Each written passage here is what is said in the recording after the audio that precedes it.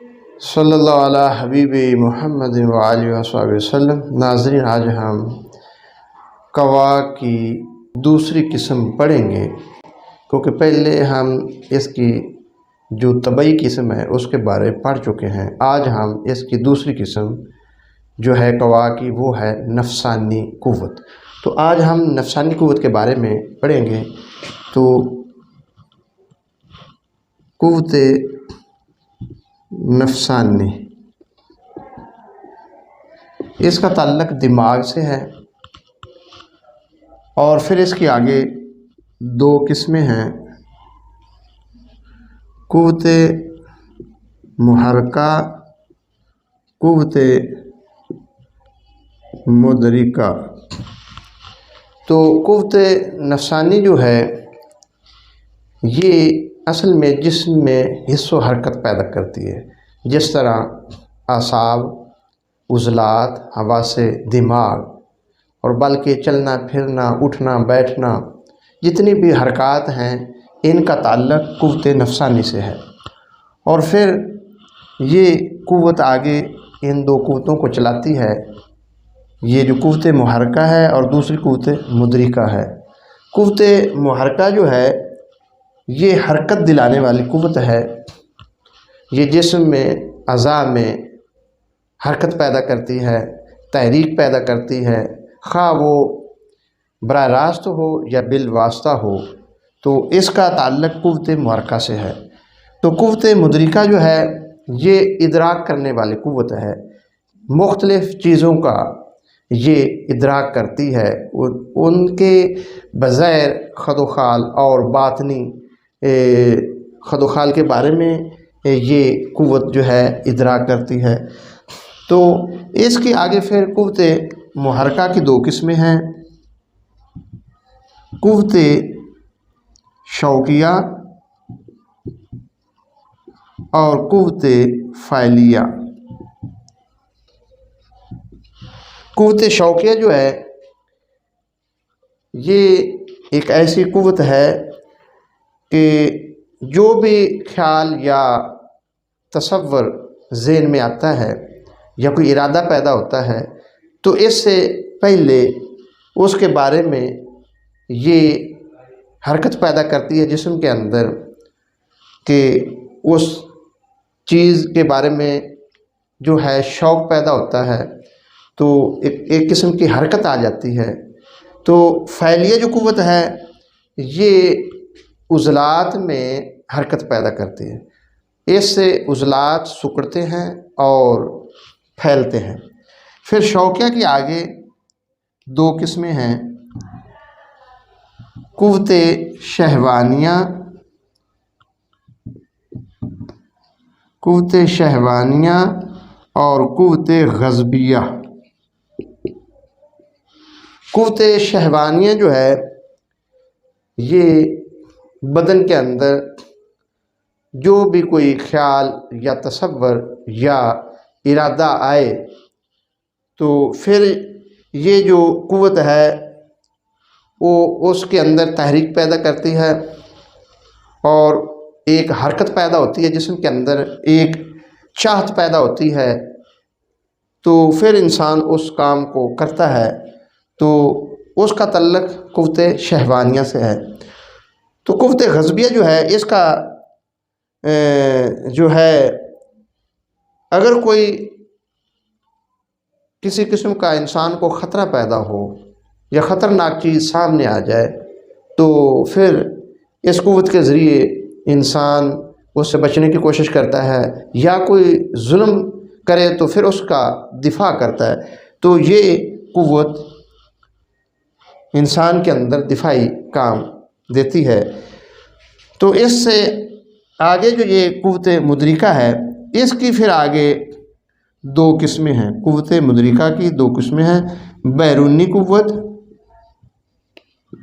اور اندرونی قوت۔ بیرونی قوت اس کو ظاہری قوت بھی کہتے ہیں اور اندرونی قوت کو باطنی قوت کہتے ہیں۔ تو یہ جو بیرونی قوت ہے اس کا آگے 5 چیزوں سے تعلق ہے: یہ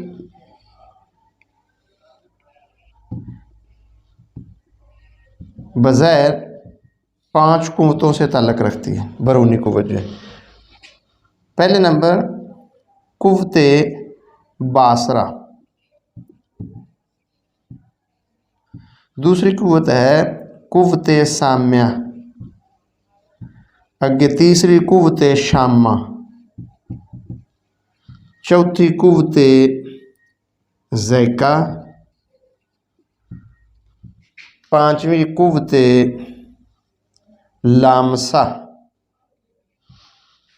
تو یہ جو قوت باصرہ ہے اس کا تعلق آنکھوں سے ہے۔ آنکھیں مختلف چیزوں کا ادراک کرتی ہیں، مختلف رنگوں کا، روشنیوں کا، اور مختلف چیزوں کو آنکھیں دیکھتی ہیں تو ان کا یہ ادراک کرتی ہے، ان کے بارے جانتی ہیں، اور پھر یہی جو ادراک آنکھیں کرتی ہیں پھر یہ آگے جو ہے قوت مدرکہ، اور قوت مدرکہ کا تعلق قوت نفسانی سے ہے، اور قوت نفسانی کا تعلق دماغ سے ہے، تو یہ سب چیزیں پھر دماغ کی طرف جاتی ہیں۔ تو قوت سامعہ یہ سننے والی قوت ہے، خلا کے اندر، ہوا کے اندر جو آوازیں لہرا رہی ہوتی ہیں کان ان کو سنتے ہیں، اور یہ بات سن کر پھر آگے جو باطنی قوتیں ہیں، اندرونی قوتیں ہیں، ان کو بھیجتے ہیں۔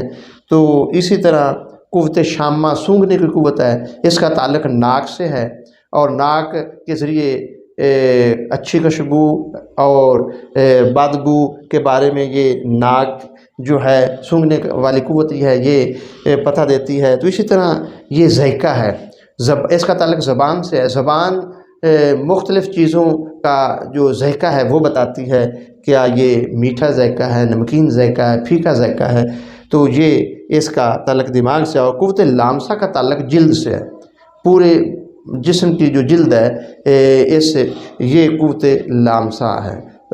انسان کو جب بھی کوئی چیز انسان چھوتا ہے یا اس جلد سے کوئی چیز لگتی ہے تو اسے فوراً محسوس ہوتا ہے، تو یہ قوت لامسہ اس کو کہتے ہیں۔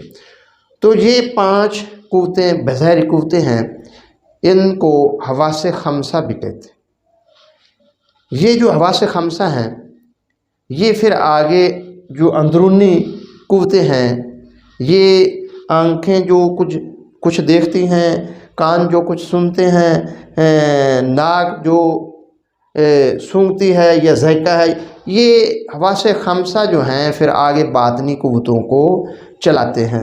تو ان کا تعلق پھر آگے روحانی طور پر بھی ہے، وہ ایک علیحدہ ٹاپک ہے کہ جن کی حواس خمسہ ٹھیک ہوتے ہیں روحانی طور پر، وہ اچھی چیزوں کا ادراک کرتے ہیں، آنکھیں اچھی چیزیں دیکھتی ہیں، کان اچھی بات کو سنتے ہیں، اسی طرح یہ حواس خمسہ پھر آگے اچھی جو دنیا سے یہ اچھی چیزوں کا ادراک کرتے ہیں تو پھر یہ آگے دماغ کو اچھی چیزیں بھیجتے ہیں، تو وہ پھر عقل سلیم پیدا ہوتی ہے۔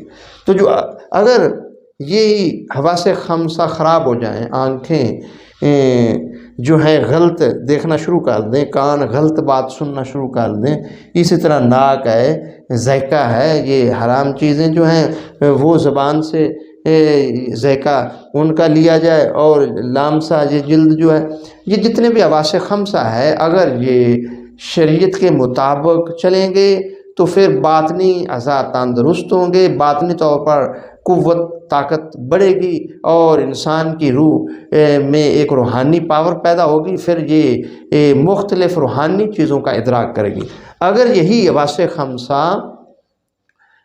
اچھی چیزیں حاصل نہیں کریں گے تو پھر یہ آگے جو کچھ بھیجیں گے تو وہ اسی طرح پھر روح کے اوپر اس کا اثر ہوگا، دماغ کے اوپر اثر ہوگا، دل کے اوپر اثر ہوگا، تو پھر روحانی طور پر بھی انسان بیمار ہو جاتا ہے۔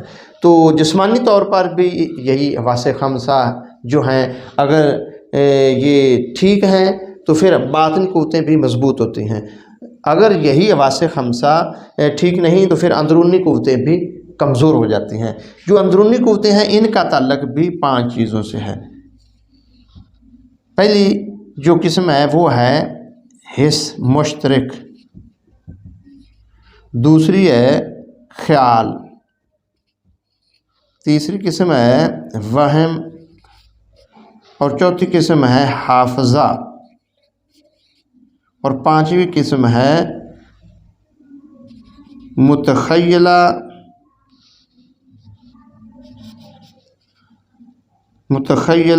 متفکرہ۔ تو جو کچھ یہ حواس خمسہ حاصل کرتے ہیں، پھر یہ آگے یہ اندرونی قوتوں کو بھیجتے ہیں۔ تو یہ جو حس مشترکہ ہے، جو کانوں سے چیز جاتی ہے یا ذائقہ کے ذریعے، زبان کے ذریعے، یا سونگھنے سے یا دیکھنے سے، جو یہ بظاہر یہ حواس خمسہ ادراک کرتے ہیں، یہ پھر اندرونی قوتوں کو پہنچاتے ہیں۔ تو اندرونی قوت جو حس مشترک ہے، یہ اس کے اندر یہ جو حواس خمسہ جو کچھ بھیجتا ہے وہ اس کے اندر جمع ہوتا رہتا ہے۔ تو پھر حواس خمسہ حس مشترک جو ہے یہ دماغ کے اگلے حصے میں موجود ہوتی ہے۔ تو پھر یہ آگے جو ہے خیال ہے، خیالات جو ہیں اس کے اندر یہ حس مشترک کا یہ خزانہ ہے، یہ سب چیزیں پھر خیالات کے اندر چلی جاتی ہیں، اور اس کا جو دماغ کا پچھلا حصہ ہے وہاں یہ قوت موجود ہے۔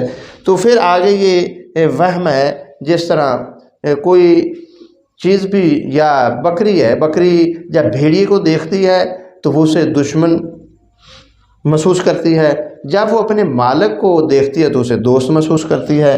تو یہ وہم یعنی مختلف چیزوں کا وہم بھی انسان کے اندر چلتا رہتا ہے۔ تو پھر یہ حافظہ ہے، حافظہ کے اندر یہ جو بظاہر قوتیں ہیں جو کچھ یہ بھیجتی ہیں، پھر یہ جو باقی باطنی قوتیں ہیں یہ سب حافظہ کے اندر چلے جاتے ہیں، سب چیزیں وہاں سٹور ہو جاتی ہیں، دشمن، دوست، اچھائی، برائی، اور حس مشترک، خیال، وہم، فکر، جو کچھ بھی ہے یہ حافظہ کے اندر چلا جاتا ہے۔ تو جس کا حافظہ مضبوط ہو وہ کئی سالوں بعد بھی اسے وہ چیز یاد رہتی ہے، اگر حافظہ کمزور ہو تو وہ چیز جلدی بھول جاتے ہیں، جسے ہم نسیان کہتے ہیں۔ تو پھر آگے پانچویں قسم ہے متفکرہ، یعنی خیالات، تصورات اور فکر ہر وقت دماغ میں یہ گردش کرتی رہتی ہے، اچھی فکر بھی انسان کے اندر موجود ہوتی ہے اور بری فکر بھی انسان کے اندر پائی جاتی ہے۔ تو یہ جتنی بھی یہ قوتیں ہیں ان سب کا تعلق قوت نفسانی سے، اور قوت نفسانی کا تعلق دماغ سے ہے۔ اگر کسی قوت کے اندر کمی محسوس ہو تو اصل میں علاج دماغ کا کرنا ہوگا، کیونکہ یہ جتنی قوتیں ہیں ان کو دماغ چلا رہا ہے۔ تو ان قسموں کے اندر یہ جتنی بھی قسمیں ہیں قوت کی، ان کے اندر اعصاب کا جال بچھا ہوا ہے، اور یہ اعصابی نظام یہ آگے پیچھے جو قوت موجود ہوتی ہے اس کو پہنچاتا ہے، پھر وہ قوت اس کے بیک جو قوت کام کر رہی ہے اس سے اس کا تعلق ہوتا ہے، پھر قوت نفسانی سے یہ سب جو قوتیں ہیں یہ یہاں ان کا تعلق ہے، پھر قوت نفسانی کا تعلق آگے دماغ سے ہے۔ تو اس لیے ان کا جاننا بہت ضروری ہے کہ اگر ان قوتوں میں سے کسی قوت کے اندر خلل آ جائے تو ہمیں دماغ کا علاج کرنا ہوگا۔ تو دماغ اگر ٹھیک ہوگا تو یہ قوتیں مضبوط ہوگی، اچھے طریقے سے کام کریں گی۔ اگر دماغ کمزور ہوگا تو پھر یہ جو آگے قوتیں چل رہی ہیں ان میں بھی کمی بیشی ہو سکتی ہے۔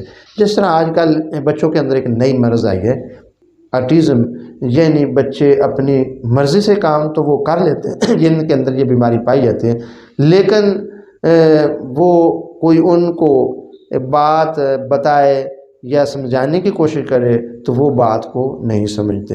تو اصل میں ان کی یہ جو قوت مدرکہ ہے یہ کمزور ہو جاتی ہے۔